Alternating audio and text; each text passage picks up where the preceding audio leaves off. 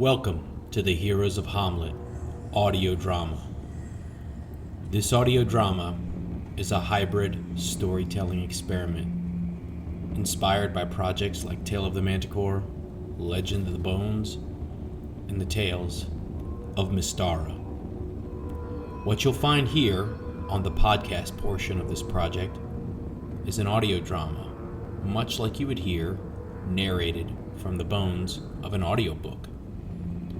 You won't hear any dice rolls, and we won't talk about the rules of the game. If you're interested in that aspect of the project, please see our YouTube channel.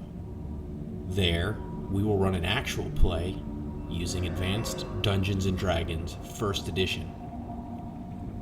This video series on YouTube is your companion piece to understand what dice rolls and what role-playing led to the drama that will unfold here on this podcast.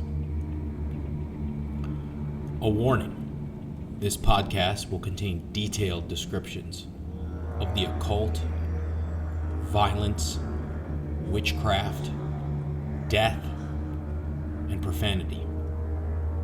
If this isn't to your liking, this podcast may not be for you. If it is, then welcome to Heroes of Hommlet.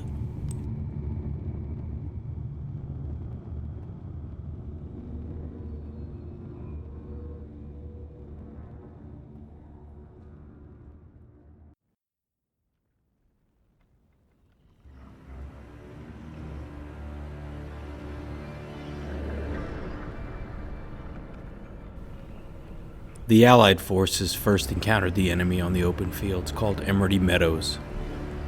The meadows were a march of a day or so from the temple, several leagues south of Verbabunk City and northwest of Hommlet.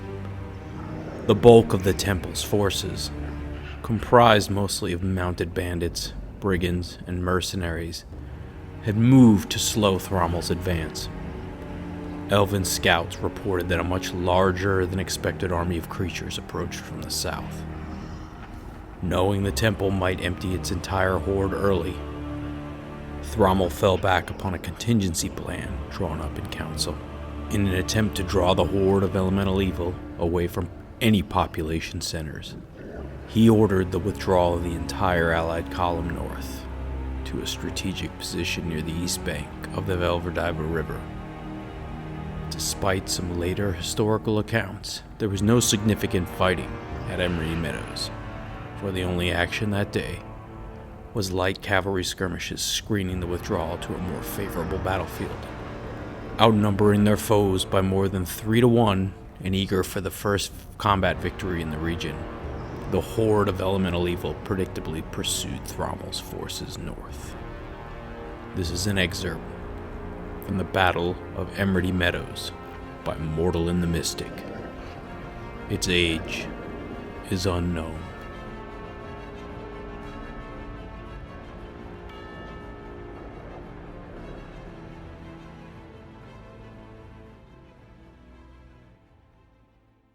The sun was growing low as the group wrapped the bodies in canvas.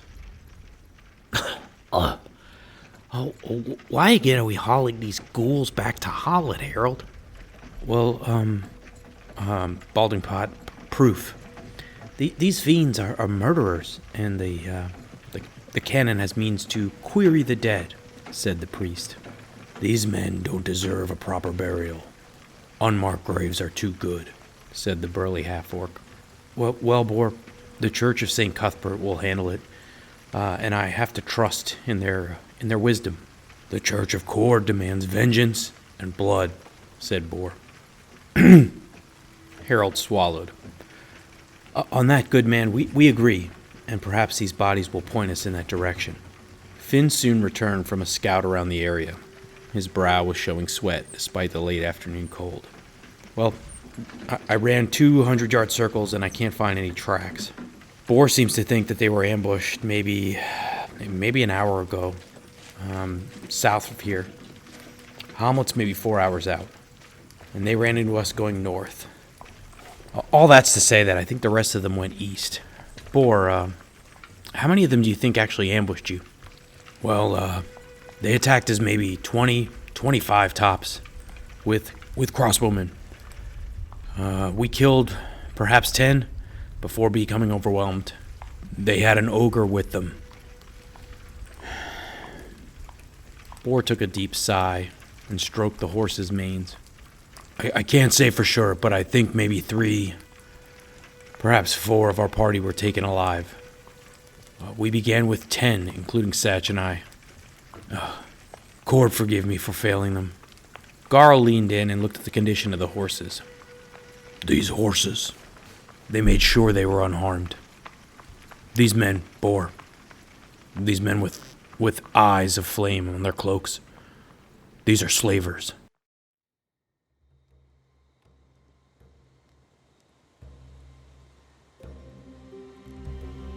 Dramatis Personae, Satch Magmar. Ha! Off target again. You have brawn, but no aim, Boar, said Satch. The group of pilgrims passed the time tossing javelins while midday meals were cooked. When is arm wrestling, you wiry rogue? Asked Boar.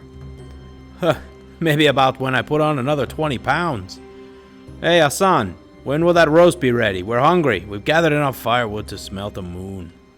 A whistling noise hummed in the air. Satch saw Hassan move for his axe and shield. The first bolt caught Hassan in his leg, the next 2 in his back. The impact sent him sprawling. Ambush! Yelled Boar. Gather the javelins! Cowards! Soon the brigands began streaming from the trees. Bolts peppered the unprepared pilgrims. The sound of crossbow bolts soon turned to the sick crunch of clubs hitting bone and flesh. They have an ogre! Move! Towards the tree The screams of anger soon turned to screams of pain, and soon to the laughter of men delighting in suffering. Satch. It's okay, my friend.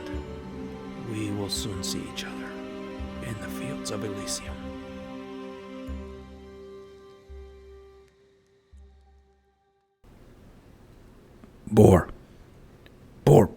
Boar, my friend, said Garl. Boar had taken a rest on the wagon and dozed off from the beating he'd endured. The massive warrior wakened. With a lurch, he pulled his sword out at the ready. Whoa, easy, Boar. You needed the rest. We're here in Hommlet. My apologies, Master Dwarf, for burdening the wagon. Never. These horses, tough and strong like yourself, son of Cord. Please, take some water. You've endured a lot, offered Garl. Ranger! Boar screamed. Was there no sign at the ambush site? Boar said in a panicked voice. Well, there was some blood, broken bolts, but, Finn swallowed. The bodies were dragged some ways east. Why take dead bodies, though? The priest chimed in. Well, fuel for more evil, perhaps. Well, darkness is well upon us, and we're near the north edge of town. And can see up there ahead, we have the church. Harold, I assume you'll be leading the way? Finn said. A small caravan, now consisting of a 2-horse wagon, a mule-hauled cart, and 5 tired, wounded adventurers, slowly limped into view of some men holding spears and drinking from an amber bottle. Ho, friends! Your business here? It's past sundown. The guards soon realized the wagon top was stacked hastily, with bodies wrapped in canvas, blood still seeping through the cloth. Friend, I am Harold Tibbets, and I am here by the order of the Church of St. Cuthbert. I am to see the Canon Turgeon. Please, we are wounded and tired. The other guard chimed in, this one more portly. Well, you ain't the first to come in bearing wounds. Was it bandits? Orcs? He turned and gave Boar a look before darting his eyes away. Finn chimed in. Yes. Please tell the town captain we felled about 5 bandits, but as many as 25 attacked a caravan. We will leave the brigands' bodies with Turgeon and his clergy, but for now, we need rest and food, please." The other guard chimed in. No problem.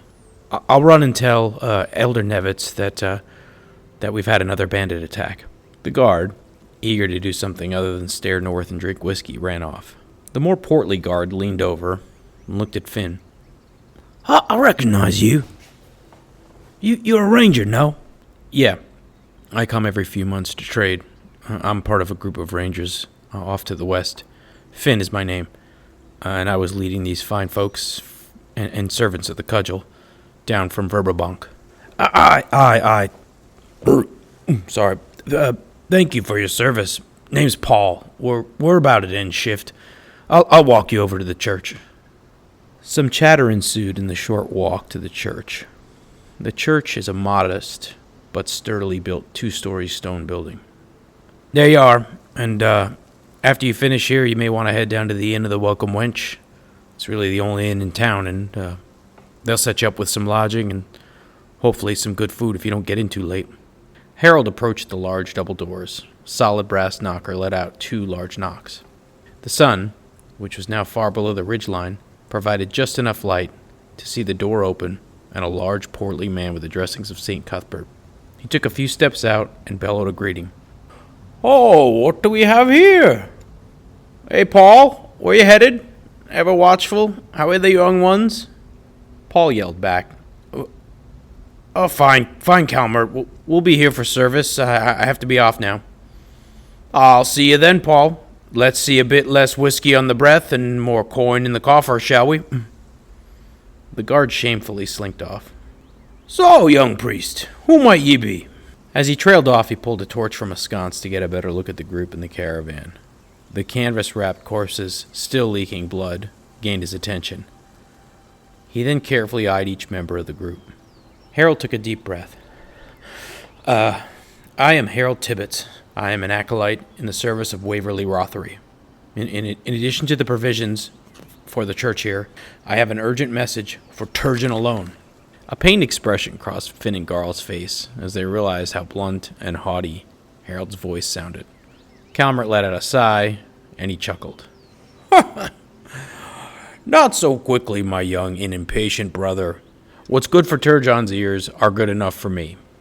First, you come bearing a graveyard on wheels." He pointed to the corpses. "We asked for provisions, not a slaughter." Harold stammered. Finn quickly stepped ahead and gave a clear explanation of their travels. "So, Harold, are these fine folks followers of the cudgel?" bellowed Calmert. Balding Pot, hopping to the front, quickly said, "No, sir, but we happily brought your provisions, and we defended them from lawless evil and the service to good St. Cuthbert." He then performed a small bow. Calmert laughed. "Ho, and I see a Heflin among you. What a motley crew. Would you be willing then, my good friend, to make a donation? Put your coin purse to your mouth?" Balding Pot, despite a purple and black bruise running all the way from his ear down to his neck, clearly in agony, did another bow and rolled out 5 gold coins. Why, of course, good sir. Having witnessed the cudgel in action," Balding Pot put his hand on Harold, "and his bravery and commitment were evident, I provide the following donation." Calmert scooped up the gold. "Very well. Some initiates will unload the cart and check the manifest. Well, you can come over tomorrow and Turgeon will see you." Harold was now clearly defeated despite Balding Pot's attempt to elevate him. He began to slump his shoulders. At this point, Boar stepped forward, put his sword on the ground, and knelt. "I am a missionary from the Church of Cord in Jeff." "Oh, isn't he the god of playing games?" Calmert laughed.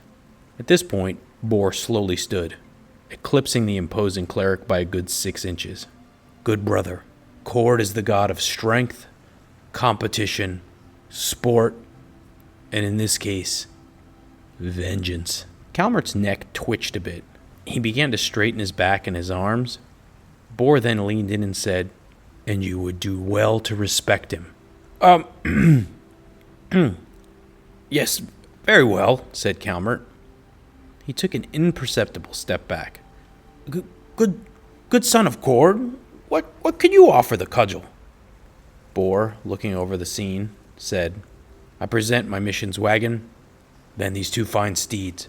As the only survivor of my mission, I give them freely in thanks to the follower of the cudgel, Harold, who provided proper burial and last rites to my fellow Satch, who was lost to this evil. Calmert, now clearly embarrassed, his face a bit reddened with shame, nodded. My apologies, brave warrior. I didn't know it was you who endured such loss at the hands of chaos. Your steeds will be cared for, and you are an ally in justice. Calmert held his hand out. Engulfed in the half-orc's mitt, Calmert's nervousness began to fade, and he invited the party inside to warm themselves by the hearth. Several robed initiates scurried about, unloading the cart. Garl stayed to help, ever concerned about something being left out of place. The main hall of the church was well lit. Harold began to exchange credentials and banter with Calmert. The party sat awkwardly as Calmert led Harold up the stairwell. Brother, welcome to Hommlet, said a well-adorned, middle-aged man. Calmert has apprised me of your journey. You bring news, as well as provisions. Please, sit, drink some tea, said the canon. Thank you, Canon, and Calmert, thank you. My apologies before if I was too terse. It's been an awful day. Brother Rothery asked that I inform you that Canis Yday has been slain in cold blood. Turgeon's face went pale white, and his stern look turned dour. My word, that is indeed awful. Her faith and her strength built this very stronghold.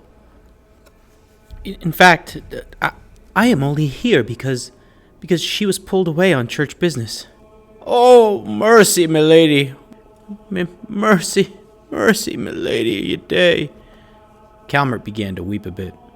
Calmert, please, give Harold and I a moment alone. Please see to those Avengers who helped the church. Yes, sir. Yes, sir, Calmert said as he waddled out. The canon turned to Harold, his expression now dead serious. Harold, what I tell you here cannot leave this room. The canoness, she believed, unlike church leadership, she believed that the temple of elemental evil was rising again.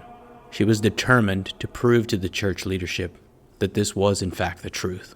She also believed that there were agents, both here in Hommlet and in Verbabank.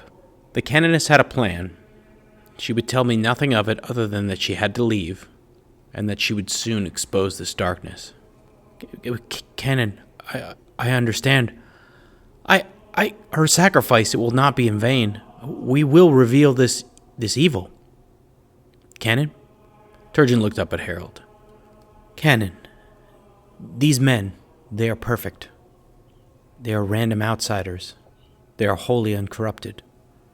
While not adherents of the cudgel, they are brave, resourceful, good, and most of all, motivated. This missionary of Cord seeks justice, just as we do. Turgeon stood at the mention of this other god. Do not stray from him, for we are righteous, we are just. The word of other gods. Harold moved forward and removed his cap, interrupting the canon. With due respect, sir, these men may be a bit more free-spirited, less inclined to discipline, but they are aligned to smite evil without hesitation. Sir, I promise, I will shepherd them, I swear it. I know in their hearts is good. Turgeon paused, inspecting Harold's conviction with his eyes. He let out a deep sigh and put his hands on Harold's shoulders. Sometimes my ears cloud my ability to trust. You are right. We should embrace these allies, just as my father certain did. And normally the men who would see to this, Bernie and Rufus, are very busy. You will investigate an old hideout. Turgeon opened a drawer and pulled out a parchment. Etched on it was a map. Harold strode down the stairs, tired from the day, but chest out, now wearing a confident look. Calmert was joking with Balding Pot. Look, Harold, no more eggplant neck. The halfling turned his head left and right, clearly having been healed by the church's healers.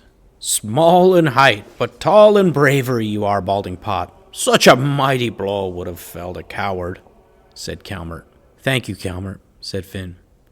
But we need to go rest for the evening. Boar strode over. Brother Calmert. Boar extended his hand in a traditional forearm shake.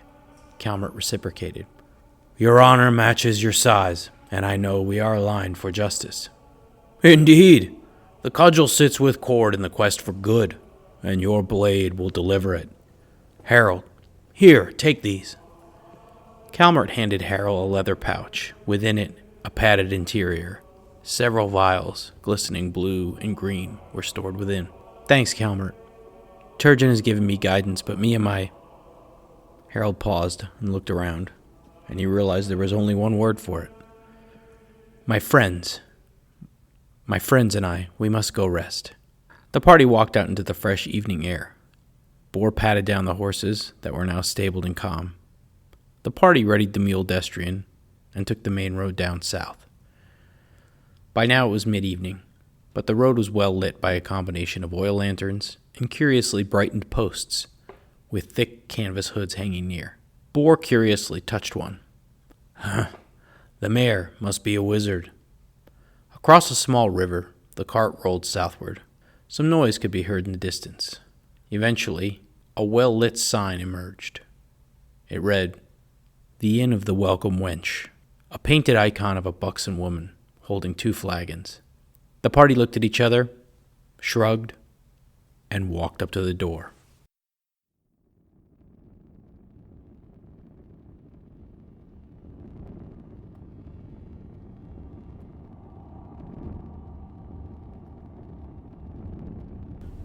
You've been listening to Heroes of Hommlet, an audio drama built on an actual play hosted on YouTube.